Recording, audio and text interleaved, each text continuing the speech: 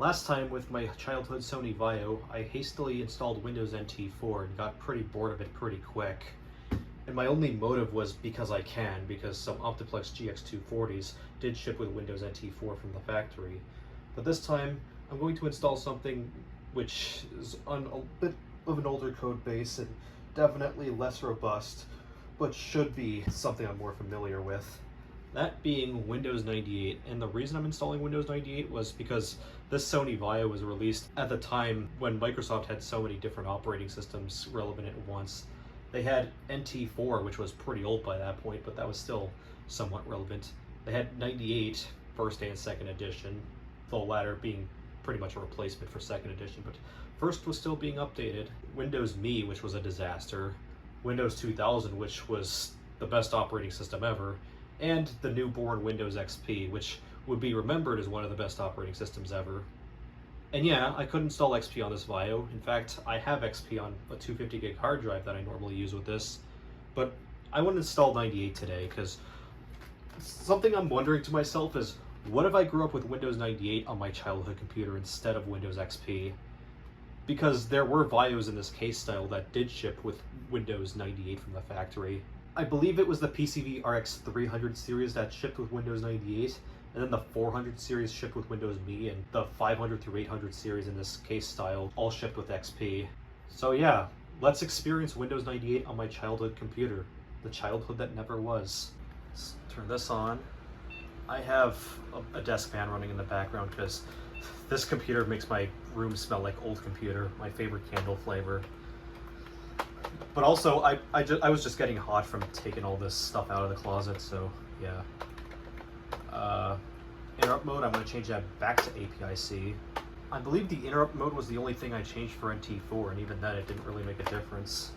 So I'm going to pull out my Windows 98 boot floppy, because we are going to need that. Well, technically we don't need it, because this computer can boot from CD, but I like to have the floppy because the format utility doesn't really seem to work with the CD only. But it works pretty well if you have a floppy disk inserted.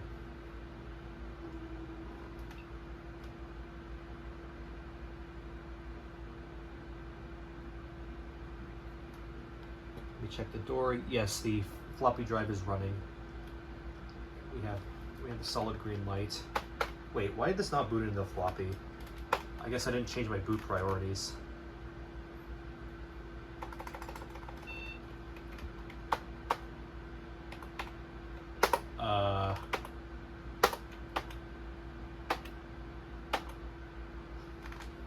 It was receiving power and it was sending data, so I don't get it. I'm gonna move the CD-ROM back up.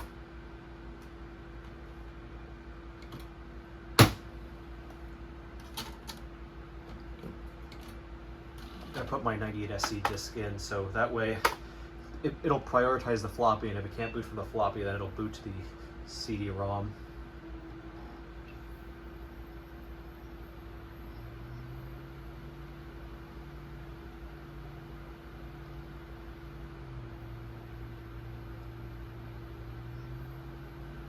I could have sworn this computer's floppy drive worked fine, because I used it last year to update the BIOS on this computer from version 1005 to 1007.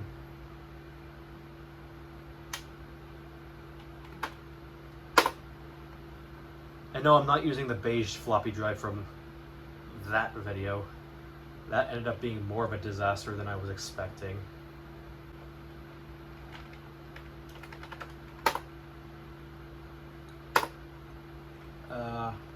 I have an NTFS partition. I'm going to get rid of that though. 3, delete logical non-DOS drives.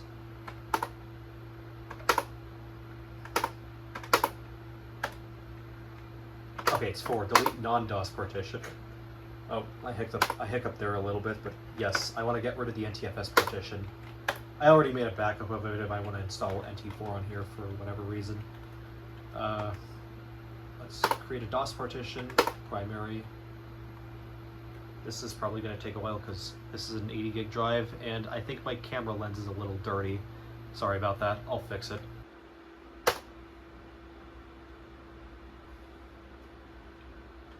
Okay, now we gotta restart our system, so do the 3-finger salute.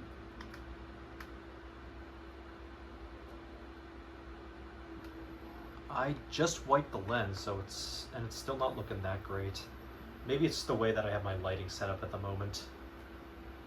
Yeah, the floppy drive should work in theory. Oops, I did not want to boot from the hard drive because we can't even boot to it yet because we haven't formatted it even as a DOS bootable drive.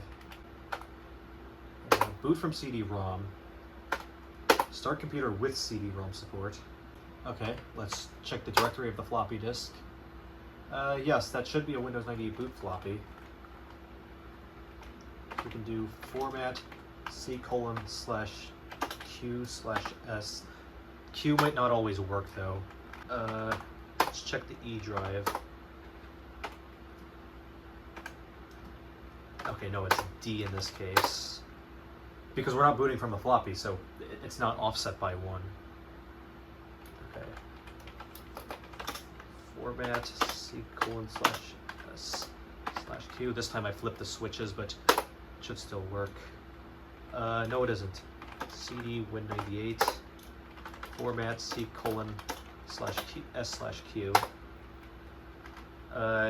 Yes. Invalid existing format. Yeah, this is actually pretty annoying. I'm not going to proceed with an unconditional format because this is an 80 gig drive. It's going to take forever. Well, I guess I'm going to have to pull out GParted. It's still weird how the floppy drive, it doesn't seem to be bootable on here. Which is weird because it was bootable once because I had to boot into it to update the BIOS about a year ago, but I guess it doesn't want to boot off this particular Windows 98 floppy for some reason. And yeah, I'm running GParted from 2015 because I put the 9600 Pro back in this VAIO just so this could be like a sort of powerful 98 machine, but also because my original childhood VAIO had a 9600 Pro when I was growing up. It wasn't original, obviously. It was added sometime in 2005. And 98 would have been irrelevant by then, but that doesn't mean that people weren't still using 98 in 2005. It was actually pretty common to dual boot 98 and XP. 98 for more game performance and XP for a more stable operating system. GParted from 2015 still renders just fine on the 9600 Pro, so that's good. Although we have to get rid of all the F disks and format this as FAT32. I don't think it really matters all too much, but generally 98 has worked fine for me when I format it like this. If anyone knows of a better way to format a drive for Windows 98, by that I mean quick formatting, then please do let me know. I just poked around in the BIOS a little bit, so hopefully that could get us booted from the floppy disk. But if not, then oh well, I guess. At least it can read the floppy disk.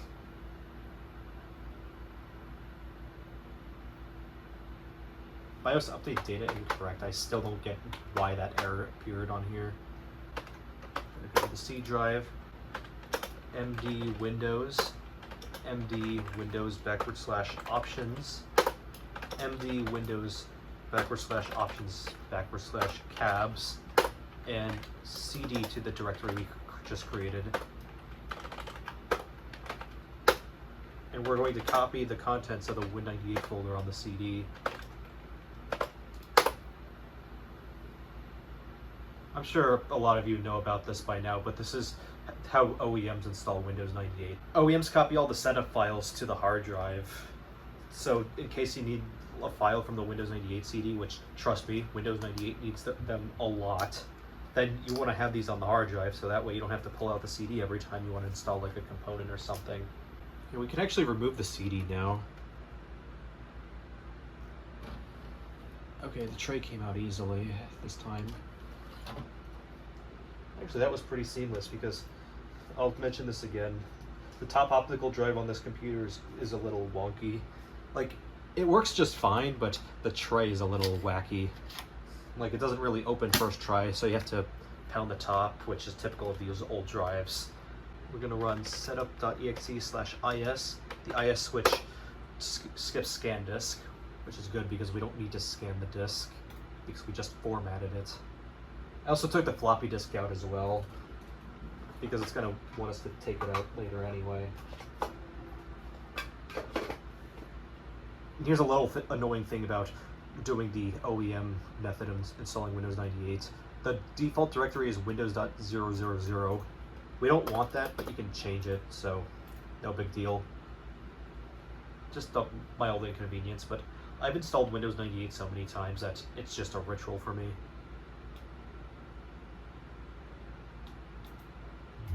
And I'm going to take just about everything. Actually, there is something under communications that I do want sometimes. Direct cable connection. Oh, now they're dependent on each other. Provides a connection to other computers via a parallel or serial cable. Sometimes that actually can be pretty useful. Sure, I'll take just about everything. I have so much space to spare on here. But I don't need online services because none of these really even work anymore. I'll take all the system tools, but not Web TV for Windows because that didn't even work when it was new. And I'll name the computer Vio 98. Said it will now create a startup disk, even though I already have one that I couldn't even start up. But okay then. Please sit back and relax while Windows 98 installs on your computer.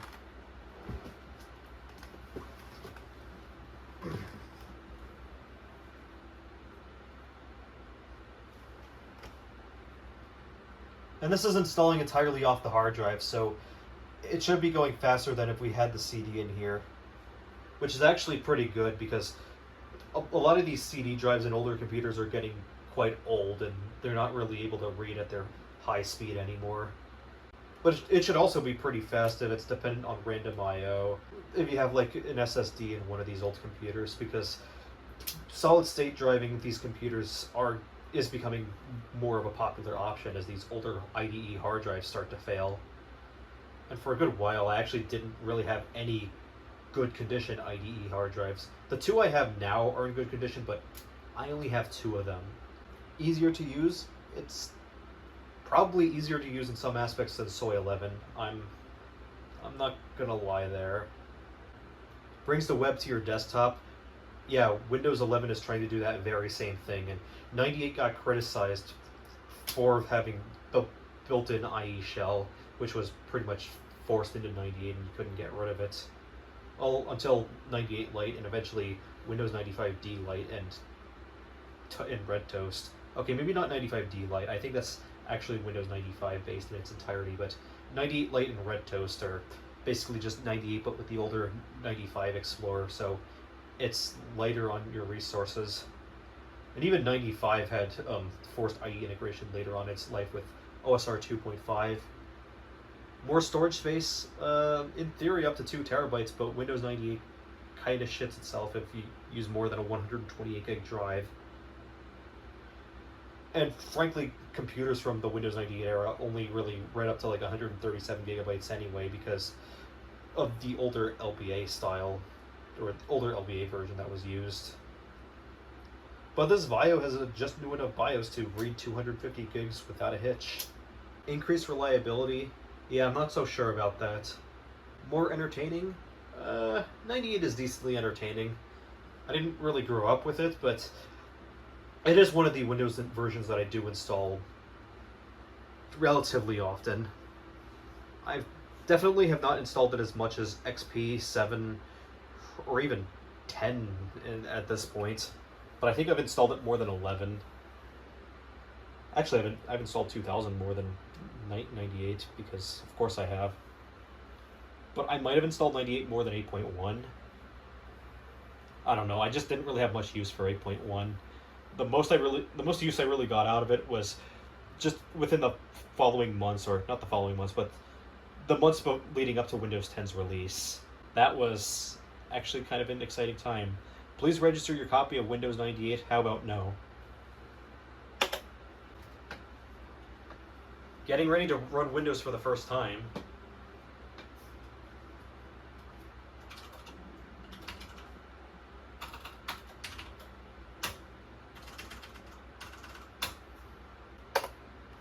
I totally read all of that. And I gotta enter my product key, which it's Windows 98. Who actually cares if we're pirating it in this day and age? It hasn't been supported in 18 years at this point.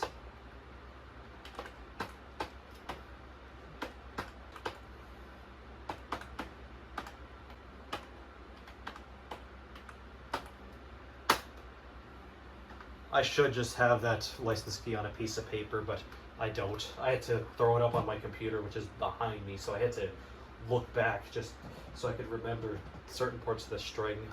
I think I actually did have some product keys partially memorized, but this is not one of them. Windows has to detect non-plug-and-play hardware in my computer. It's more advanced than NT4 in that aspect. Okay. Oops, I did not want to skip that. I meant to change my time zone to the best time zone, but at least 98 gives me the option on like Windows 8 and later. And even though Windows 10 went through an UBI overhaul, I'll still never understand why Microsoft is never going to add selecting your time zone back, even though they added, or they re-added punching in your computer name, which they got rid of from Windows 10 for some reason, but they re-added to 11. So they'll re-add that, which most people don't care about, but they won't re-add selecting your time zone to the UBI. Okay then.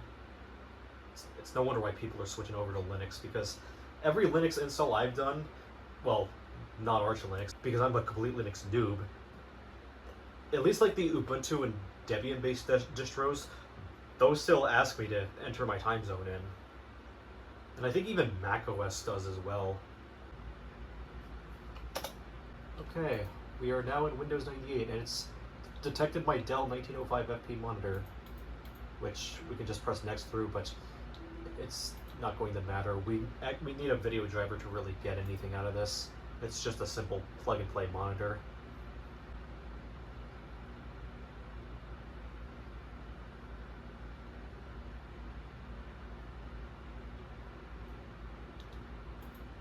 And this is where I would be installing drivers, but no, we can't do that right away. What we have to do is that we have to pop in the Windows 98 Utilities CD. Well, this is just something that I made. I'm going to use the bottom optical drive for it this time because this one is a little better with its tray. And we have to load the NUSB 33E USB stack driver. It's USB mass storage. There we go. I know that NUSB 36E exists, but I don't have that on the CD. I never really thought of it when I made it back in 2021. I think the only real difference you're getting between NUSB 33E and NUSB 36E is that NUSB 36E supports the Xbox 360 controller, whereas NUSB 33E doesn't. Okay, I got all the drivers I need. Not very many, but it's the basics. Just about what I'd need on any other desktop computer, really. USB mass storage device. Actually, maybe I shouldn't have let it check the floppy drive.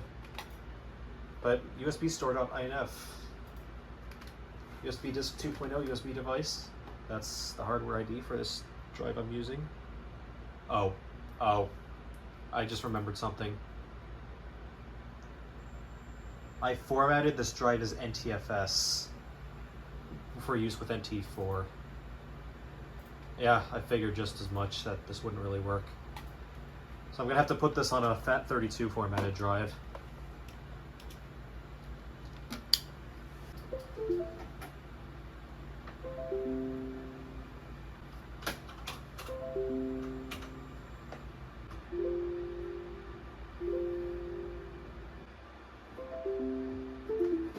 Okay, we are now formatted as FAT32, so we can actually access the drive now.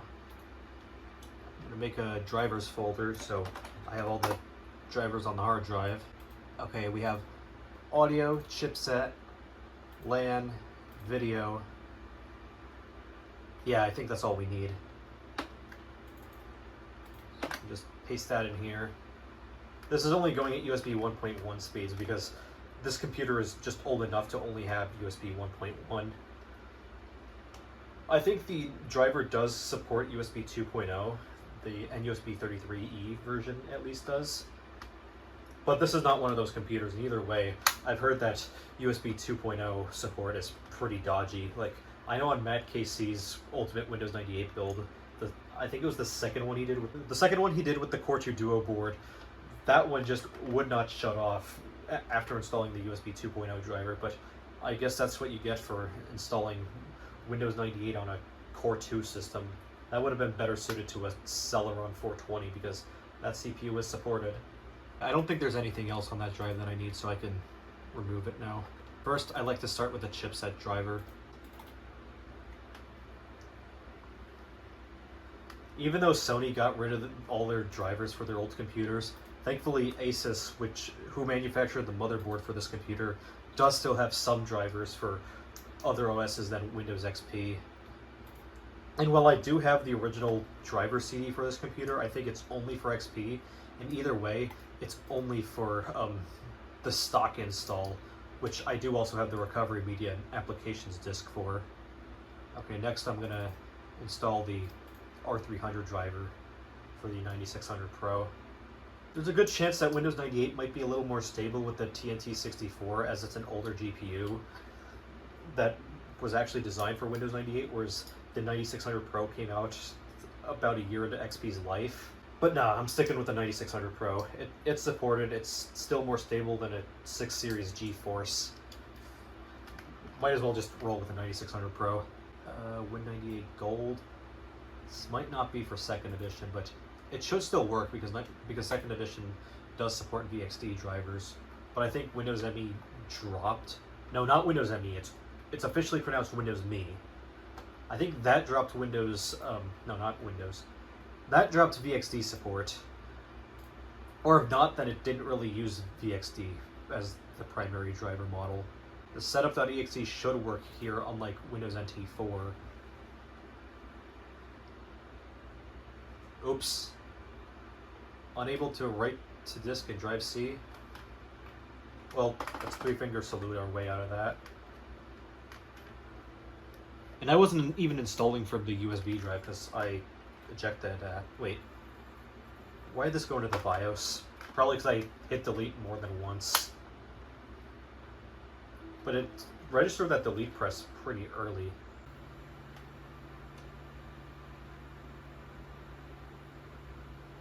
And because Windows 98 and the FAT file system were primitive, I always had to do Microsoft Scan Disk whenever the system was shut down incorrectly, which was a lot, given how unstable Windows 9X is known to be. And we're finally out of that pukey 16 color mode, at least. Is that for the 9600? Okay, 845 chipset processor to 8 GP controller. I got that much at least. Hopefully it got the audio as well, because I had to go the entirety of NT4 without any sound, so that ended up being pretty boring, so I didn't even try any games or whatever. Not only that, but it was also just kind of a late night install for me. I mean, this is too, but I'm more familiar with 98. I can kind of work around some of it. I can work around more of it than NT4 at least. I'll just say that much. And I guess it's just going to be detecting all my hardware that's on the chipset. This is going to take quite a while.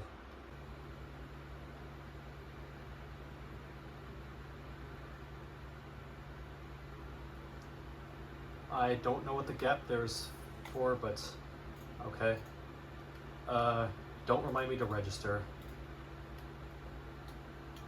And I don't think this is using the correct audio driver. PCI multimedia audio device. I must have installed the wrong driver then. Whatever. First thing I'll do is at least change the bit mode to true colors and 1280 by 1024. I'll restart the computer, might as well. And I find it pretty odd that whenever you restart from the display control panel, it just says Windows is now restarting. Like, it doesn't even restart the computer in full, but it just restarts from DOS or whatever. I don't know. Oh, now that should be nice and crisp, but I don't think it is because this is VGA, so... Okay, yeah, now it's nice and crisp. I just had to do an auto adjust. Ideally, I should be running this over DVI, but I didn't feel like writing out my DVI cable. Wait, did I really not get the LAN driver as well? I'll try installing these through Device Manager first, before I fish out other drivers. we can actually specify a location properly and not have to do the NT 3.1 style. So I just copy that.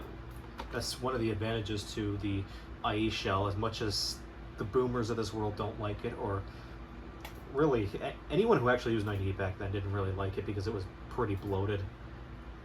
Because you were probably running Windows 98 on a Pentium 166 with MMX if you were lucky. Okay, we got audio. We're gonna have to restart to actually hear that though. There we go, Win98. I don't see why the Windows Me driver wouldn't work, but I'll run 98 anyway. See, this is where we needed the CD-ROM otherwise. But since I already copied the files to the hard drive, we don't actually need the CD-ROM, which is good. And hopefully we should have a complete driver stack for the basics. That being video, which we already have, the chipset and USB, which we also already have, but also audio and LAN, which I didn't get working first try. We got the network driver working because it's asking me for my network password to Microsoft Networking.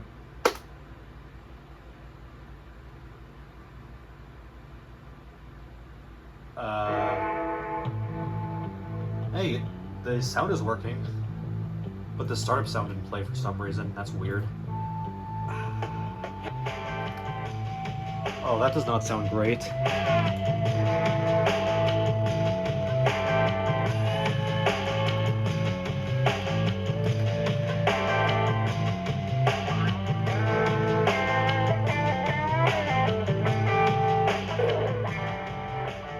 Okay, some instruments had a bit excessive treble and others had a bit excessive bass, which is weird. I don't think it's supposed to be sounding like that through these speakers. Let me see if normal system sounds play correctly. Let me turn that up.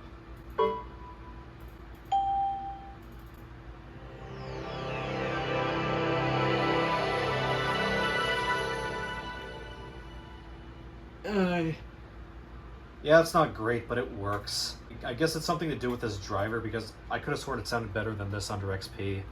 But then again, motherboard audio wasn't always known for being very great.